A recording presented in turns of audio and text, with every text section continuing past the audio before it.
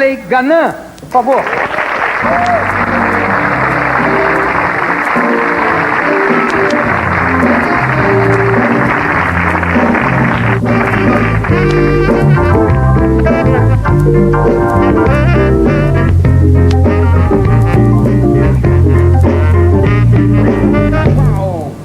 A minha primeira pergunta, quer dizer, uma coisa que atiçou a minha curiosidade, José, posso chamar você de José. Você é veterinário. Veterinário. Além disso, você constrói casas. Eu... Casa para cachorro, não? Não, Casa. casas. A gente vai construindo, né? Não para de construir. Constrói uma, depois constrói mais uma, vai construindo. Constrói para vender? Não. Ah, não? Não. Você faz coleção de casa? Não, para alugar. Ah, para alugar. É. E com isso, com esse... E você mesmo que constrói a casa, você projeta e constrói? Não. Não. É um investimento? É um investimento. Ah, perfeito. Eu pensei que você também soubesse, tivesse noções de engenharia ou de arquitetura e que aí você também construísse casas para vender. Não. Não, é que ela me perguntou se eu ainda lecionava. Eu falei que não. Que eu parei de lecionar, abri uma clínica veterinária e depois de muitos e muitos anos... A nossa jornalista, quando falou com você no telefone, exato. Perguntou e você... E depois de muitos anos, parei com a clínica e para não ficar à toa, então a gente continua trabalhando. Maravilha, muito bem. E aí você também começou a pensar nessa teoria, onde teria acontecido a origem da vida. Ele está lançando esse livro aqui, DNA, o sucesso da vida, não é isso? É. Está aqui. Esse livro está sendo lançado agora? Esse livro, ele foi feito em 1994. Peraí, deixa eu ver a editora aqui, que sempre me pede. Eu mesmo. Editora! Foi da ID, mas não foi um livro comercial, não. Ah, não foi um livro comercial? Não. O problema todo é só para manter eu editei o livro para manter o pioneirismo da ideia. Pois é, como é que é a ideia então? Aonde teria surgido a vida? Onde teria sido o início da vida? Na Serra da Mantiqueira. Você é mineiro, não? Sou. Isso não tem nada a ver uma coisa com a outra? Não tem. É? Não tem. Não é Partipri aí? Não é Partipri. E nasceu na Serra da Mantiqueira, por que na Serra da Mantiqueira exatamente? Exatamente pelo seguinte, na ocasião em que a vida nasceu no mundo, o único terreno que tinha para a vida nascer, com todas as condições propícias, era a Serra da Mantiqueira. Quais eram essas condições? Queijo de Minas? Quais eram essas condições? Bom, estima-se que há 4,5 bilhões de anos atrás começou a ser formada a Terra. Então formaram-se dois núcleos cristalinos. Um que era o brasileiro ganiano e o outro báltico-canadense. Em volta desses dois núcleos... Brasileiro ganiano. Ganiano. Porque a Terra não era dividida em continentes, era uma massa toda chamada Pangeia e a parte oceânica chamada Pantalassa, né? Esses nomes são designações já conhecidas? Já conhecidas. Brasileiro ganiano. Brasileiro ganiano. Ganiano, e báltico, e báltico canadense. Parece nome de remédio de homeopatia, parece? Parece. Tomar um báltico canadense. Bom, e aí... Em volta desses núcleos cristalinos foram aporcionando massas de terra, massas de cial. Então existia, há 4,45 bilhões de anos, esses dois núcleos. E começaram a ter os elementos biogenéticos, os elementos que dariam origem à formação, que seriam necessários para a formação da vida. Muito bem. Então, há 4,3 bilhões de anos... já existia amônia, ácidos graxos saturados, hidrocarbonetos saturados, hidrocarbonetos aromáticos, porfirinas. Sim. E os terrenos arqueanos da Mantiqueira já estavam aporcionados em volta do núcleo cristalino brasileiro ganiano. E não existiam outros terrenos em volta de outros núcleos. No canadense... Não tinha? Não. Quer dizer que só tinha na Serra da Mantiqueira? O que tinha lá que não tinha em outro lugar? Água? E mesmo que existisse, Para que surgisse a vida, tinha que ter uma série de condições necessárias e suficientes. Pois é, mas isso é que eu queria, José, que você me explicasse quais são as condições que tinham na Serra da Mantiqueira e que não tinham em nenhum outro lugar do planeta e que eram fundamentais para o surgimento da vida. O fosfato, a fórmula da vida, que é o nucleotídeo, o fundamental nela é o fosfato. E fosfato só tinha lá em Minas? E tem que ser fosfato orgânico. O fosfato de rocha não serve. Mas só tinha na Serra da Mantiqueira? Dos terrenos da ocasião, só na Serra da Mantiqueira. Isso é comprovado? É comprovado. E além do fosfato, mesmo que eles falam assim, mas vamos dizer que em Gana tem uma mina de fosfato ou que no Canadá tem uma mina de fosfato. Junto com o fosfato, você teria que ter água quente carbonatada para fazer a solubilização do fosfato. E não tinha água quente carbonatada no resto do mundo? Tinha água quente, o mundo estava em resfriamento, mas num lugar só, não precisava ter o fosfato, as águas quentes carbonatadas, que pressupõe que existia um terreno com carbonato de cálcio, alguma coisa assim, uma série de elementos que para compor o equilíbrio iônico, como cálcio, magnésio, e o único lugar que teria isso nessa ocasião é a Serra da Mantiqueira. E agora, e a teoria de que a vida teria nascido na água, tá? Teria evoluído na água, você acha que não, que é na Terra? Não. Inclusive nós começamos a desenvolver essa ideia... Não o quê? Não na Terra ou não na água? Não na água. Ah, não? É absoluta. Mas isso então balança com toda a teoria da evolução? Balança, nós começamos a pensar nisso em 1970, quando eu era professor universitário. O que levou você a fazer essa pesquisa, a chegar a essa conclusão nos anos 70? Porque eu fazia pesquisas com metabolismo basal. Então eu fazia pesquisas sobre espermatozoide, essas coisas. E metabolismo espermatozoide. E eu fazia fichas bibliográficas. E me despertou essa parte de DNA, a parte genética. Então, eu comecei a raciocinar. Falei, peraí um pouquinho. Onde é que nasceu a vida? Todos nós temos aquela paradinha de vez em quando que a gente sai da parte científica, da parte material e começa a pensar metafisicamente, né? Claro. Falei, como é que nasceu a vida? E fui chegando à conclusão, foi através da evolução. Falei assim, bom, a vida chegou se você pegar uma célula, cortar a célula, a membrana celular, ainda tem vida. Tem no núcleo. Se você cortar o núcleo da célula, ainda tem vida. Tem no cromossomo. Se você cortar o cromossomo, ainda tem vida. Tem no DNA. Se você cortar o DNA no meio, ainda tem vida, que é o nucleotídeo. A partir do nucleotídeo não tem mais vida, é matéria. Então, eu falei assim, bom, a vida começou... Agora, quando? O professor Melvin Calvin, da Universidade de Berkeley, na Califórnia, e o professor Eglinton, da Universidade de Glasgow, publicaram um trabalho em 67, descobrindo os fósseis químicos em Fairtree, na Suazilândia, na África. Então, há 3,1 bilhões de anos. Não, mas aí a vida já tinha surgido há muito tempo. Exatamente. Eu falei certo? Certinho. Espantado agora. Eu não sabia que entendia tanto desse assunto. Então ela tinha surgido há quanto tempo? Há mais de 1 bilhão de anos antes. Então, seria quase 1 bilhão de anos. Então ela mais de 1 bilhão. Ela surgiu em 3. Surgiu em 4,5 bilhões, não é isso? Não, a Terra surgiu em 4,5, a vida em 4,1. 4,1 para 3,5. Com o nucleotídeo. O nucleotídeo, para virar DNA, ele gastou aproximadamente 200 milhões de anos. 3,9. Agora... Não, desculpa, pode concluir, perdão. Desculpa. Não, imagina. O DNA, para virar célula, mais 200 milhões de anos, 3,7.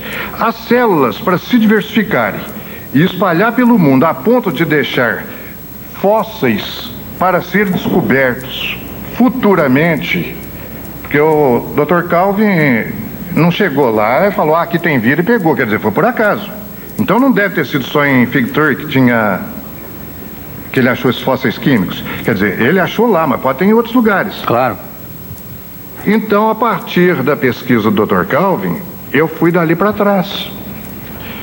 Então, pelos meus cálculos, eu cheguei que a vida, baseado exatamente a sua pergunta que eu fiz, falei assim, quantos milhões de anos? 600, 700 milhões para fazer a célula, mais 200 para fazer o DNA e, para o nucleotídeo fazer o DNA, mais 200. Então, 4,1 bilhões de anos atrás nasceu a vida. O que existia nessa ocasião no mundo? Foi a curiosidade, né? O que existia de terra? A Serra da Mantiqueira. Existia o núcleo brasileiro ganiano. Então fui mais fundo. Mas o que significa esse núcleo brasileiro ganiano? Quando da separação do continente, veio a parte brasileira para cá e ficou a parte ganiana, que é a parte da África, para lá. O que existia de brasileiro ganiano? A Serra da Mantiqueira. Mas eu quero saber o seguinte, Zé, toda a teoria de que a célula se desenvolve na água, aí primeiro surge a vida marítima, depois esses bichos vão perdendo as escamas e perdendo as nadadeiras, primeiro se transformam em anfíbios e depois saem da água. Isso tudo você acha que não é verdade? Que não. Inclusive... Não é verdade? Não. Inclusive nós publicamos o livro em 94. E como é que a célula surgiu então? Na Terra? Na Terra. Na Terra? Foi começando a mexer? Na Terra. E a revista Nature publicou uns 3 meses atrás que os cientistas ingleses, se não me engano de Cambridge, chegaram a essa mesma conclusão. Quer dizer que já tem outros cientistas achando também que a vida nasceu na Terra. Na Terra. Quando é que o sexo se definiu? Quando é que começou a ter macho e fêmea? Com o DNA. Então seria o nucleotídeo uma cadeia de elementos químicos. Uma parte do nucleotídeo, naquele enrolamento, uma encontrou com a outra. Então é mais ou menos como uma parte bíblica, né? Saiu da costela de Adão, foi feito Eva. Seria mais ou menos isso. De uma costela do nucleotídeo, encontrou com outra costela do nucleotídeo, formou um arcabouço. Esse arcabouço é o DNA. Aí é que começa a definição de sexo. Antes é só a célula, tem os dois. Seria o masculino e o feminino. Agora, essa teoria dos ingleses, que você está falando, que também chegaram a essa teoria, é uma teoria que não foi aceita pelo mundo científico, né? Quer dizer, foi contestada, de que a vida começou na Terra. Mas não tem outra possibilidade fora da Terra. Por que não na água? Por que não? Por causa da solubilidade. O Oparin, da Academia de Ciências da Rússia, Alexander Ivanovich Oparin, ele achou que poderia ser na água desde que fosse dentro de uma gota de coacervato, aquelas membranas que dá quando você põe várias camadas de água. A água deixa várias camadas, água com determinados minerais. Deixa uma determinada camada. Então aquilo é uma gota coacervato. A única possibilidade que teria. Mas na água você não teria essas condições propícias de fosfato, açúcar, porque a diluição do açúcar na água é muito grande. Não existe vida sem a pentose, não existe vida sem o açúcar. Mas isso não pode ser um segundo passo da evolução da vida? Quer dizer, começa na água e aí depois então se transforma, aí começa a ter essas necessidades? Não, né? A vida pode ter começado com água, mas na terra. Aí sim. Mas pode ter começado sem água e na terra? Também não. Não. Impossível. Impossível. Agora, qual foi o primeiro tipo de vida que surgiu na Terra, então? O primeiro já que não foi o peixe, qual foi o primeiro? Alga. Na Terra? Na Terra, cenofícias.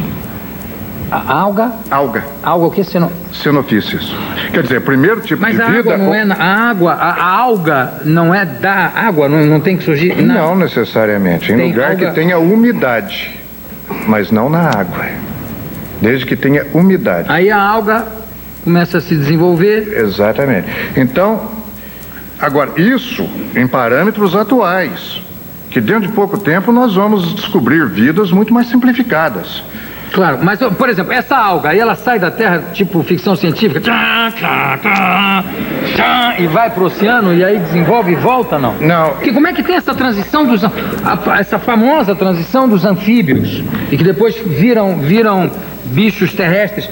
A vida começa na Terra, vai pra água. vai dar um mergulho e volta. Inclusive os peixes que a gente pensa que nasceu no oceano, não foi no oceano, é na água doce. Todos? Todos. Tubarão não, nasceu na água. Os teleósteos, não. Aí começa a diversificação. O tubarão é um bicho pré-histórico, É né? pré-histórico. Mas ele não nasceu na água doce. Não. O peixe é originário da água doce. Depois começa a especiação. Agora, como é que ele... Especiação é a diversificação das espécies. O peixe, então, também saiu da terra. Da água doce. Não, mas antes disso, se a vida nasceu na terra... A vida começa na terra. começa na terra, com o nucleotídeo. Depois, quando ela se desenvolve, vai para a água. Depois passa para DNA. Aham. O DNA começa a formar as moneiras, os vírus, moneiras, bactérias, que nós achamos que hoje ainda que é a vida mais simples. Né? Que isso aí começa a diminuir de tamanho. Então, achava-se que a vida mais simples teria aproximadamente 50 mil angstroms. Angstroms é o tamanho? É medida. É a medida, né? É. Angstroms. Quando se descobriu o PPLO, Pleuropneumoniae-like organism, é da Mycoplasmatácea, aquilo assustou os cientistas. Porque ele teria 1000 angstrom só de comprimento. A gente fala em 1000 anos, 50 mil anos, parece que é uma coisa enorme, é uma coisinha desse tamanho. Porque... Mas põe coisinha desse tamanho para baixo. Mínimo mesmo. Mas põe mínimo para baixo. O angstrom, essa medida é em função, é para homenagear o cientista que estipulou essa medida? O doutor, é um sueco, o doutor Jonas Engström. Engström. Olha, eu fiquei muito impressionado com essa teoria, porque é uma teoria revolucionária, né? Que muda, né? Totalmente todo o conceito que se tinha de vida. Foi um prazer falar com você aqui no programa. Eu conversei com o Dr. José Haley Ganan, autor do DNA, o Sucesso da Vida. José, muitíssimo obrigado pela sua presença. Você queria falar alguma coisa? Posso? Pode, claro, por favor. Primeiro, seu autógrafo. Claro, com prazer. Tenha vontade. Ok. Para você mesmo aqui? Ok. E, o que mais? Você ia falar uma outra coisa que eu percebi aí. O segundo é o meu livro para você. Muito obrigado, querido. Em terceiro, eu queria deixar o telefone. Por favor.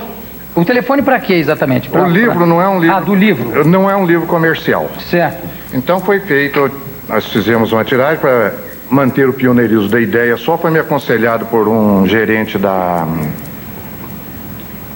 uma editora. Pode dar. O telefone é no Rio ou em São Paulo? Não, é em Itapira. Agora, o telefone é o seguinte, não é um livro comercial, então eu queria deixar o telefone para o caso de alguma editora querer fazer a segunda edição. Perfeito. Que a primeira edição foi só para distribuir para universidades. Ótimo. E como eu tenho uma dívida de gratidão,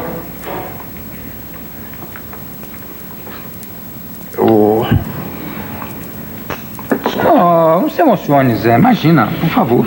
O pessoal da Beneficência Portuguesa salvou a vida do meu irmão. E eu então queria essa segunda edição, se alguém da Beneficência Portuguesa quisesse, para ceder para a Beneficência Portuguesa. Bonito. Bonito mesmo. Desculpa ouvir. Imagina que vexame, imagina. Tem nada de vexatório nesse programa, muito menos uma pessoa se emocionar e se comover. Eu acho isso até muito bonito. Não tem vexame nenhum nisso. Eu conversei com o telefone. O telefone, claro. Qual é o telefone? Eu vou dar para você que está muito emocionado. Diga para mim, qual é? 019 863 0103 ou 863 0359. 019 863 0103 ou 863 0159. 0359. Perdão, 0359. 863 0359. É isso? Então, alguém da Beneficência Portuguesa que quiser, pode usar... Já está passado o recado. Obrigado. Zé, não, pera, senta aqui um pouquinho. Conversei então com José Haley Ganan. José, muito obrigado pela sua carinhosa e comovente presença aqui conosco. E conforme prometido, nós vamos terminar o programa de hoje com a canja da Aline Anand cantando juntamente com Billy Blanco e com Paulinho Tapajós. Aliás, está aqui o CD do Paulinho Tapajós. José, obrigado a todos vocês aqui, muito obrigado. A vocês em casa, muitíssimo obrigado. Beijo do gordo,